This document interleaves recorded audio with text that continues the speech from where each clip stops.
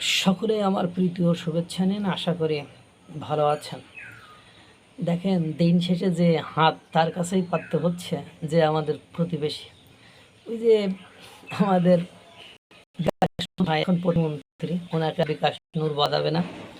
তো নূর ভাই বলেছিলেন যে স্ত্রী বাদ দেওয়া যায়, বউ ডিভোর্স দেওয়া যায়, কিন্তু প্রতিবেশীকে বাদ দেওয়া যায় না, বাদ দেওয়ার কোনো লাইন নাই।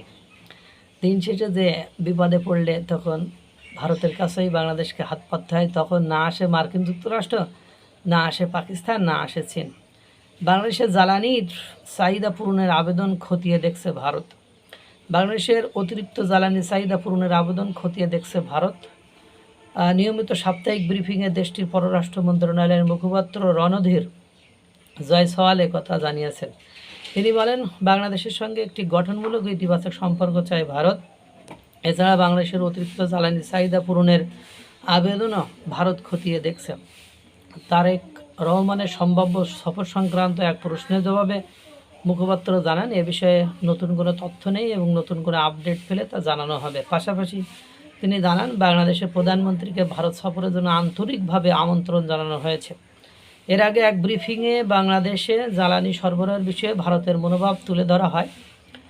বাংলাদেশে বিদ্যমান জ্বালানি সংকট এবং নতুন করে জ্বালানি সহায়তার অনুরোধ সংক্রান্ত এক প্রশ্নের জবাবে ভারতীয় পররাষ্ট্র মন্ত্রণালয়ের এই মুখপাত্র জানান, বাংলাদেশে জ্বালানি সরবরাহের বিষয়টিকে ভারত ইতিবাচকভাবে বিবেচনা করছে। রণধীর জয়সওয়াল বলেন, আপনারা জানেন, ডিজেল সরবরাহের জন্য বাংলাদেশের সঙ্গে আমাদের একটি চলমান চুক্তি রয়েছে, যা এখনও অব্যাহত আছে। আর আপনারা যে অতিরিক্ত সরবরাহের অনুরোধের কথা বললেন, সেটি ভারতের অভ্যন্তরীণ চাহিদা, নিজেদের শোধন ক্ষমতা এবং দেশে ডিজেলের সার্বিক প্রাপ্যতার বিষয়টি বিবেচনায় রেখে পর্যালোচনা করা হবে।